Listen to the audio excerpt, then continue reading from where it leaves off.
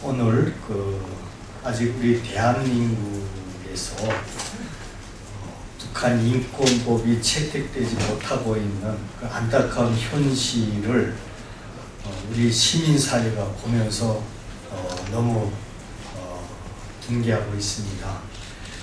대한민국의 한쪽 절반 땅에서 일어나고 있는 정말 인권유린이라고 하는 참혹한 현상을 지켜보면서도 우리는 그 어떤 행위도 하지 않는 오늘의 이 현실을 개탄하면서 향후라도 늦었지만 만시지탄이지만 향후라도 인권법이 채택이 돼서 국제사회의 발맞춤에 동참을 하고 또 조금이나마 우리 인권법이 북한 주민의 생명을 단 한 사람이라도 살릴 수 있다면 그거 이상 더 큰 바람은 없겠습니다. 그런 의미에서 오늘 우리 임지연 대표가 또 대표단 성원들이 여러 가지 말씀을 하실 겁니다. 이들에게 말씀을 좀 경청해 주시기 간절히 부탁드리겠습니다. 네. 예, 안녕하세요. 북한 인권법 통과를 위한 모임 NANK의 임지연 대표입니다. 북한 인권법 11년째 지금 국회에 계류 중입니다. 국제사회가 COI 보고서를 통해서 아무리 강력하게 북한 주민의 자유와 인권 보장하라고 외쳐도 지금 19대 대한민국 국회 얼마 남지 않았습니다. 6월 임시국회가 북한인권법 제정의 마지막 기회라고 저희는 판단하고 있는데요. 이렇게 묵묵부답으로 있고 또한 또 강론의 의견 불일치로 인해서 그 북한인권법을 계속 계류시키고 있는 대한민국 국회에게 대한민국 국민들이 한마디씩 하셨습니다. 북한인권법 즉시 제정하라. 북한인권법이야말로 통일의 시작이다. 그래서 저희가 한마디 카드 캠페인을 진행을 했습니다. 이 카드는 대한민국이 아닌 미국 워싱턴 DC에서 먼저 시작을 했습니다. 제가 워싱턴 DC에 COI 국제 1주년 기념 국제회의에 참석할 때 대한민국에 북한인권법 없어요. 대한민국 국회의원들에게 한마디 해주세요라는 카드를 영문으로 만들어서 갖고 왔고요. 그곳에서 마이클 컵이 북한인권조사위원회 COI 위원장의 한마디를 받아올 수 있었습니다. 그 한마디는 Never give up, never give up, never give up.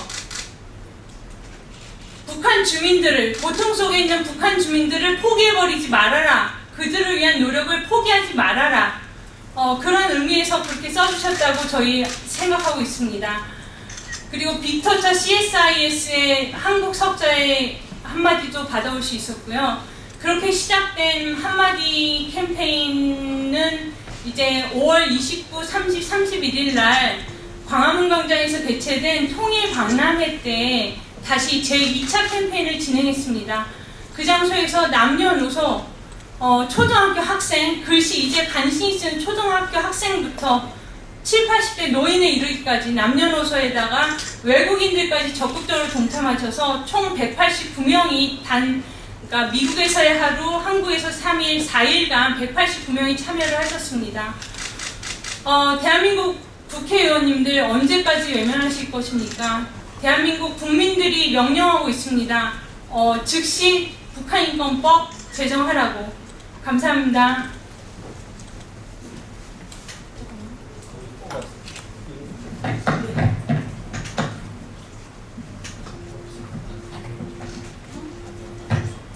그건 어려워가지고. 낮추면 된다고요? 어떻게 낮추죠? 됐네요. 제가 드리겠습니다. 일로 와. 두 분 다 오시면 서서 왔어요. 네, 그것만 들어주시죠. 서시오.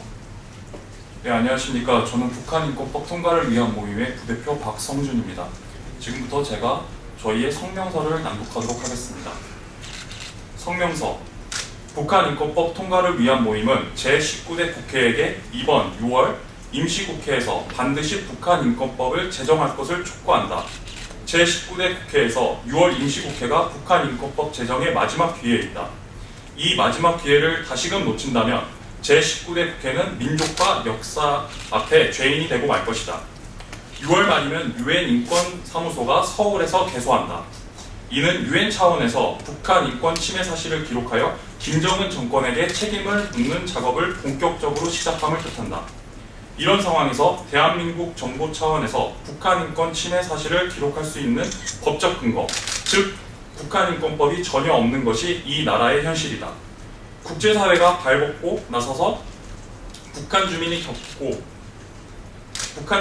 겪고 있는 고통과 억압을 해결하려는 지금 우리 국회는 무엇을 하고 있는가? 미국 워싱턴에서, 대한민국 서울에서 세계인들과 대한민국 국민들이 국회의원들에게 경고하고 명령했다. 북한인권법을 즉시 제정하라고. 북한인권법이 자유통일의 시작이라고. 죽어가는 북한 주민들을 외면하지 말라고. 이 엄중한 경고와 명령을 대한민국 국회의원들은 무시해서는 안 된다. 반드시 따라야 한다. 2014년 2월 유엔 인권이사회에서는 북한 인권조사위원회의 1년간의 활동을 작성한 COI 보고서가 발표되었다. COI 보고서는 북한 정권에 의해 자행되고 있는 반인도 범죄의 유형을 6가지로 분류하고 그 침해 사실을 기록하고 있다. 더불어 북한의 반인도 범죄의 책임자들을 국제형사재판소에 제소할 것을 권고하였다. COI 보고서를 시작으로 2014년 11월 18일 제69차 유엔총회 제3위원회에는 북한 인권 결의안을 압도적 표차로 통과시켰다. 결의안의 핵심은 북한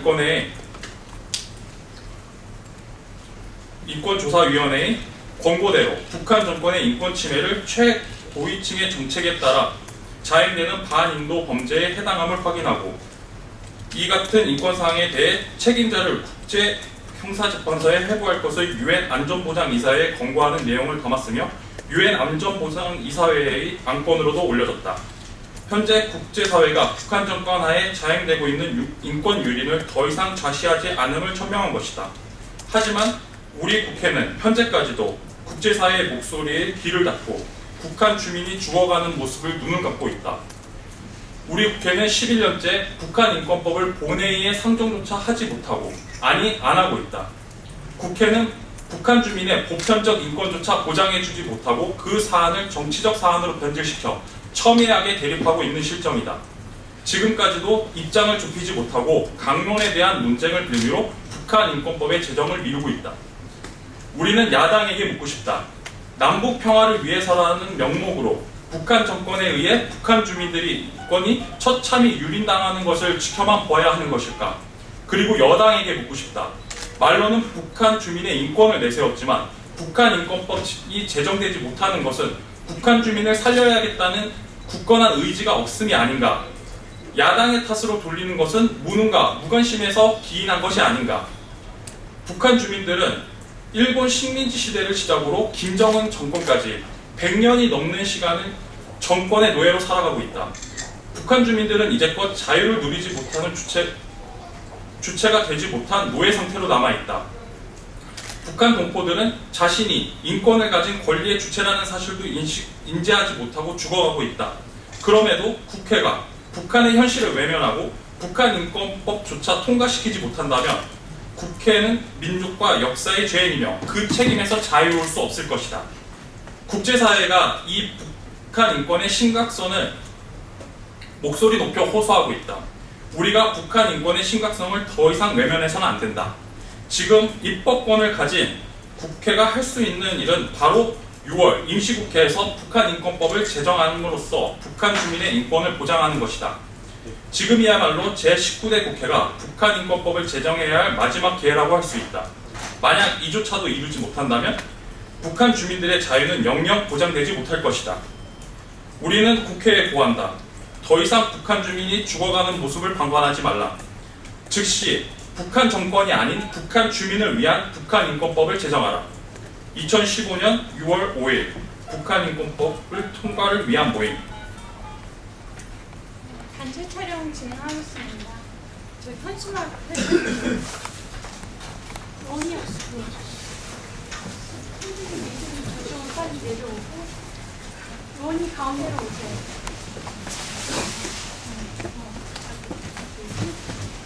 저 쫙 정로 그러니까 빨리 왼쪽 저쪽으로 가세요. 반대쪽으로.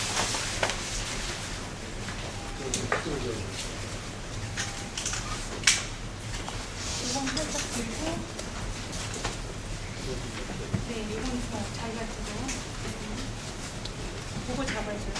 우린 요것만 들면 돼요. 선생님 살짝 내리세요. 네, 살짝 내리세요.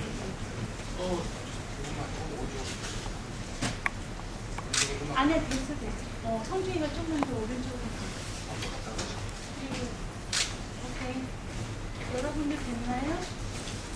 성준이가 맨 끝으로 가든가. 네, 네.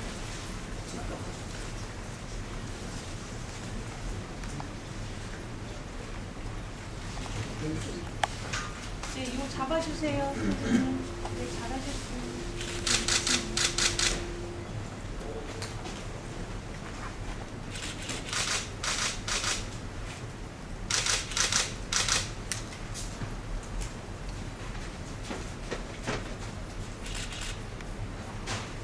예, 됐습니다. 감사합니다. 네, 좀 이따 뵙겠습니다. 죄송한데 한 번만 네, 한 번만.